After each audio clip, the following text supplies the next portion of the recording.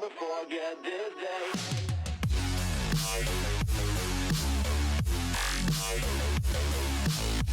Right, well, for Skyscraper, Rainbow Six will be going to Japan, specifically Nagoya, and basically we'll have this traditional style Japanese home that will be placed on top of a modern skyscraper. So this was built by a Yakuza leader, and it was attacked recently by another Yakuza clan. Therefore, you see remnants, you see some weapons are scattered through the layout. So it's a full-on like gang war that took place in there. Yeah, you'll see some blood stains on the walls and the floors. So Nice, and some of the detail in this map is some of the really highest quality I've seen in the past. Tell us a little bit about the detail of the structure and the textures and the architecture. Yeah, well, you have traditional versus modern, and what's great about it is in different rooms you'll have some very iconic things, like you'll have a karaoke room, you'll have a Japanese tea room, you'll see tatamis spread across the floors, and you'll see translucent walls like you see in Japan. So like the translucent paper walls that you have, or doorways or something like that, right? That's right. Yeah, that's really cool. I have to say the karaoke room is one of my favorites. As we look at some of these designs, the first time I played on this map, I just got lost like looking at some of the design. It was so beautiful and so cool. Yeah, and gameplay-wise, there's a lot of open spaces, and we have 3 iconic spawn points, one which is the tower, the helicopter pad, and my favorite, the basically skyscraper wall spawn point. So now that's a rappel spawn point, right? That's right. It's a very high risk, high reward. It's good for players that want to rush and attack. But if they take that route, it'll be more vulnerable, and they can be attacked by defenders. That's going to be really interesting. So a lot of interesting angles, a lot of good angles that you can play here, a lot of great rooms, and a lot of destruction, right? Talk about the destruction about the map. What does it remind you of? Well, I'd say it's a lot of fun. You know, going into these traditional style Japanese homes, setting up a breach and blowing up a wall, it's great. It mixes really well with the aesthetic. Nice. And once you go from interior to exterior, all of a sudden you're outside. You get a sense of vertigo because you're on top of a building.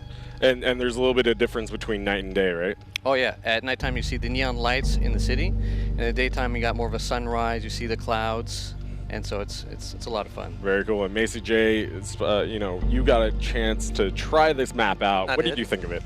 I like it. Overall, it's fantastic. What I liked the most was the balance of destructibility. It seemed like the other DLC maps kind of struggled, not having enough destructibility, Favela having too much. This one really found the balance. Kind of like Chalet. I want to compare it to Chalet just because it really has that perfect balance. Nice, and Chalet is a favorite map in the Pro League, definitely. Speaking of Pro League, Simon, we invited some Pro League players to try out this map. What did they think about it? Yeah, we did. We invited a couple of players to the Ubisoft Montreal studio. They tried it out, and they thought it was like really fun to play. It really felt competitive. It felt more like one of the old school classic maps. So like House or something like that. Yeah, exactly. And it strikes to them it strikes a really good balance between the destructibility and not destructible walls. Like it's gonna change things up. It's gonna make things a little bit different, right? Yeah. Exactly. So Echo is a 3 armor, 1 speed operator, and for his loadout, he comes equipped with an MP5 SD2 as well as a Supernova as a shotgun as a main weapon. And for a secondary weapon, he's gonna have the Bearing 9, which is kind of a machine pistol like the Mach 11, and the P229, which is a classic pistol. Nice. And you mentioned that the Bearing 9 is a machine pistol, kind of like the SMG-11, Mach 11. I think people want to know, does it have an ACOG on it? No, this time around it only has like the more standard sights. I think everybody can be really excited and happy about that. Yeah, for sure. Great. So Echo looks really interesting. Macie, you got a chance to play with Echo. What did you think of him? It's a relief for a DLC defender. Yeah. Because this is more of a supportive role. We're not dealing with another roamer here, and it just adds a huge element of team dynamics. We have not only the intel, but also the coordination needed to set up those traps with the defender's ability to stun using that drone. Oh yeah, so she's going to be bringing to the table the Type 89 assault rifle. She's going to have also like the Supernova, the shotgun, the same as Echo. And as secondary weapon, she will have the Bearing 9 and the P229 too. Nice. So pretty versatile at Loadout, you think? Yeah. She's gonna be able to choose like like you want to go like full firepower, long distance engages with the assault rifle, or maybe just like get in there with the shotgun and. Nice, being really aggressive and doing like a rush push or something. Exactly. Yeah, cool, interesting. Miles, how do you think she's gonna play out on maps? I definitely think she's going to shake up the meta, and I know a lot of people are worried about Hibana, but I think Echo is the one to worry about. Really? Yeah. Why's that? I think that he adds an edge to the game that we haven't seen before. We've never seen a defender with a drone, and I think that's going to be more dangerous than Hibana. One more thing to show you guys, something that the community has been asking us for a very long time, and it is my deepest and sincerest pleasure and honor to announce that Bartlett University is coming to PvP finally, right?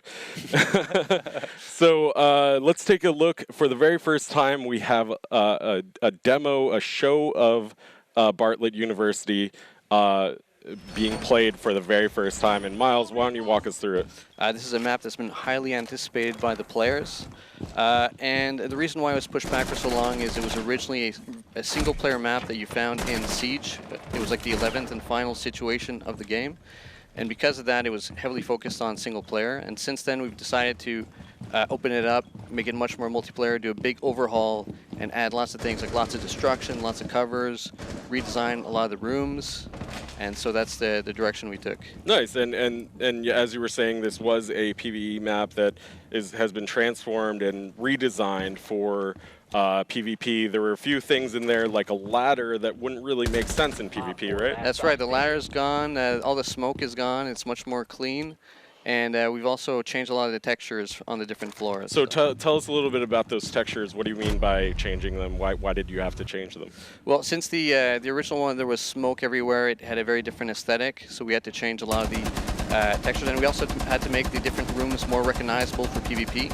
And that's something that's really important. The players need to always know which room they're in. So right, there's a little bit of visual language, like we saw in Favelas, right, where there's you can spot out like green, red. That's right. Blue, yeah. So that's going to be really interesting. And now tell us a little bit about the destructibility. You had to increase and change some of the destructibility. Yeah, we added a lot more destruction. We also added a entrance from the rooftop, so now you can blow up the roof and go through. Nice. And it's also got a mezzanine. It's probably the biggest one we've seen so far in Siege. So a huge skylight, right? Huge skylight, yeah. Yeah, is it the biggest one? It's the biggest one so far, and nice. It's also the longest building we've had. So when you say that it's a long building, it means there's going to be a lot of really like long sight lines, right? That's right. And also there's 120 windows, half of which are pre-barricaded. And so that leaves players a lot of choice from which way they want to go in.